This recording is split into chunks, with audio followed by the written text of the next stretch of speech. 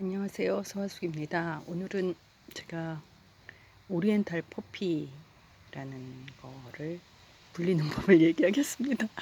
맨날 불리는 법만 얘기하고 있죠. 좀 웃기긴 한데. 오리엔탈 포피는요, 이름 그대로 이제 포피, 양귀비 종류입니다.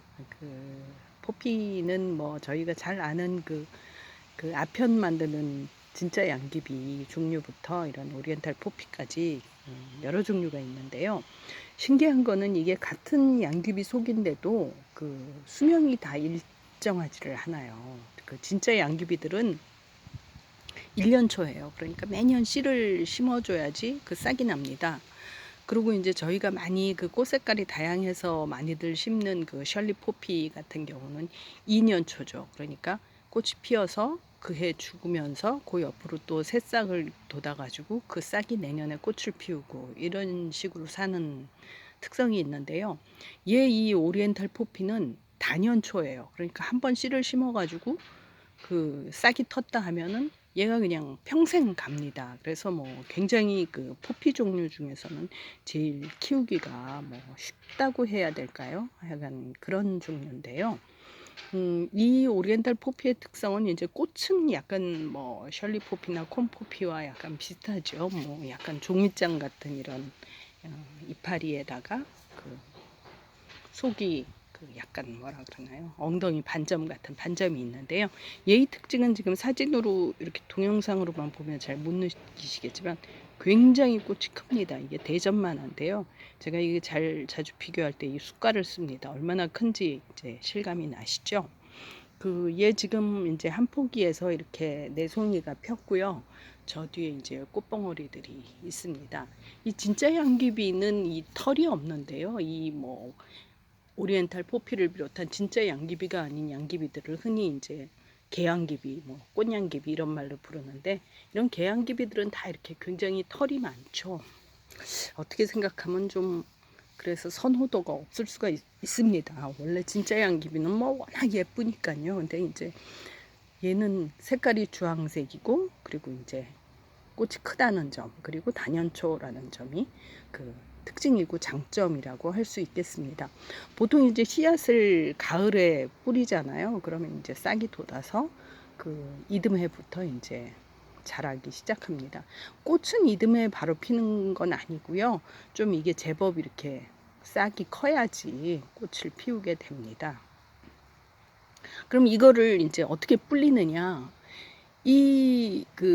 제가 그동안 뭐 모란과 붓꽃을 얘기했습니다마는 그 서양 원예 사이트에 가보면 이제 잘 불릴 수 있는 대표적인 식물로 모란, 그러니까 걔네는 피언이라 그러죠. 뭐 작약을 포함한 모란류. 그리고 이제 붓꽃과 더불어 이제 얘를 얘기하는데 어떤 방식으로 불리냐 하면요. 얘를 이렇게 뿌리를 이렇게 캡니다. 캐가지고 옆으로 옮기잖아요. 그러면 이 캔 자리에서 다시 싹이 돋아납니다. 얘 뿌리는 그 직근성으로 약간 당근처럼 이렇게 굵고 긴데요. 뿌리를 캐다 보면 뿌리가 하도 깊어가지고 이 뿌리를 어떻게 다 캘까 싶어가지고 결국엔 중간에 뭐 끊어내기도 합니다. 근데 끊어내서 이렇게 옆으로 옮겨줘도요. 그 있었던 자리에서 다시 이제 이듬해 싹이 트죠. 근데 저 같은 경우 이제 올해 봄에 한번 해보려다가 이게 좀 실패를 했습니다. 얘는 굉장히 건조한 거를 좋아해서 이제 땡볕에 키우고 이제 물을 거의 안 줘도 잘 큽니다. 근데 제가 이제 여기에만 심은 게 아니라 요 옆에도 이제 한 무리의 그 양귀비가 있었습니다. 그랬는데 얘들이 저 베란다 안에 막 거적 같은 게 막 보이네요.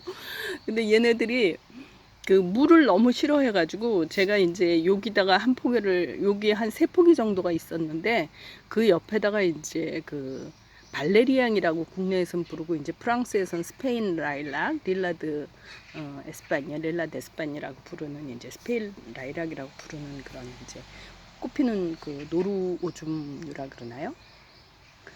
무슨 오줌인데 하여간 그 풀을 이제 씨를 프랑스 친구가 프랑스에 사는 제 동창이 씨를 보내줘가지고 여기 요 부근에서 이제 발화를 시킨다고 계속 물을 줬어요. 그랬더니 얘가 그 물 주는 거에 성이 나가지고 이 단연초니까 이제 뿌리를 옮길 수가 있잖아요.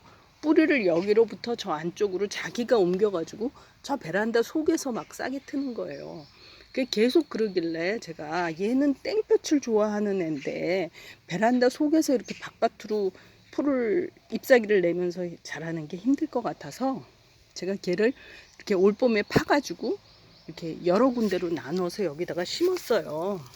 그랬더니 얘들이 요만해졌어요. 쟤 지금 저렇게 큰데 얘가 지금 살아있나 싶게 너무나 조그맣죠. 그리고 요 옆에 심었던 거는 지금 여기 막 이렇게 솜이 있는 것들 보이시죠? 이게 이제 얘가 있었던 자리고요.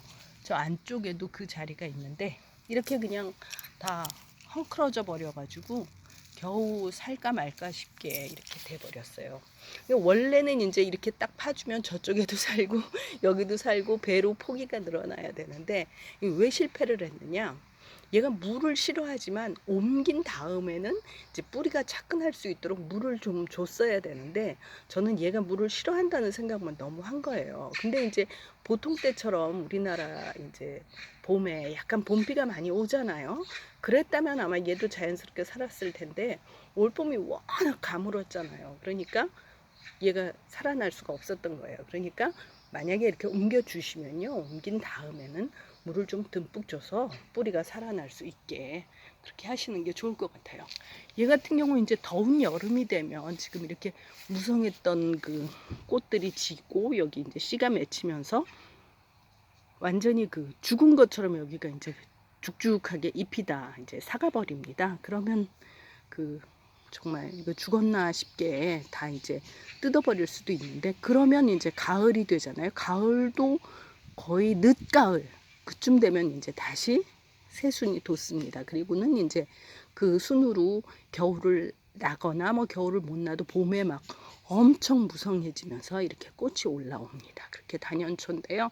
그래서 제 생각에는 그 옮기신다면 그렇게 두 배로 만들고 싶어서 옮기신다면 가을에 이렇게 조그만 싹이 올라왔을 때 하시는 게 더 좋지 않을까 싶어요. 지금 저희 집에 그러니까 올봄에 이제 실패하기 전까지는 얘까지 한 4포기가 있었는데요. 그 4포기가 원래 이제 다 한 포기에서 제가 그렇게 퍼가지고 푸면 또 그 자리에 나고 푸면 그 자리에서 나고 그렇게 해서 불린 겁니다. 이거 뭐 마당이 이제 넓은 게 아니니까 얘를 더 이상 불릴 생각도 안 하고 그렇게 했는데요. 이제 쟤들이 저쪽 것들이 죽어버리는 바람에 아마 올 가을에는 한 번 더 어딘가에서 좀 퍼야 되지 않을까 싶습니다. 이건 이제 씨도 그냥 씨가 양귀비 씨들은 굉장히 잘잖아요. 정말 깨알보다도 잘고 아주 뭐 먼지 같다, 모래알 같다. 이제 모래알이 딱 맞겠네요. 모래알 같은 크기인데요. 이렇게 땅에 이렇게 실금같이 그어가지고 씨앗을 뿌리고 이제 흙을 살짝 덮는 듯 안 덮는 듯 덮으면은 싹이 잘 납니다. 이렇게 가을에 싹이 나면 되니까요.